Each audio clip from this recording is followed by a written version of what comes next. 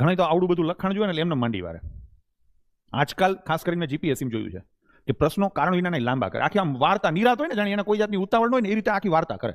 પ્રશ્નમાં કાંઈ દમ ન હોય.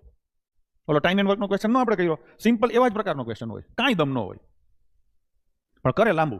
ચલો આપણે જોઈએ, બે ફૂટબોલની ટીમ છે, ટીમ એ અને ટીમ બી. એક ટુર્નામેન્ટમાં રમી હતી અને 6 મેચમાં કરેલા ગોલ નીચે મુજબ છે. જો અહીંથી તમે જુઓ 6 મેચ છે, ટીમ એ કેટલા ગોલ કર્યા અને ટીમ બી કેટલા ગોલ કર્યા એ આપ્યું છે. આપણે હજી એમાં કંઈ પડવાનું નથી, હજી આગળ વાંચવાનું છે. સરેરાશ ગોલના આધારે આપણે શું તારણ કાઢી શકીએ, પછી ઓપ્શનો વાંચવાના, કેમ કે કઈ દિશામાં જાવ એમને ખબર નહીં પડે. એ અને બી નો સ્કોર સમાન છે, સરેરાશ સ્કોર. એ નો સ્કોર બી કરતા વધુ છે, એ નો સ્કોર બી જેવો છે, બી નો સ્કોર એ કરતા વધુ છે. ટૂંકમાં તમારે બેની એવરેજ કમ્પેરિઝન કરવાની છે.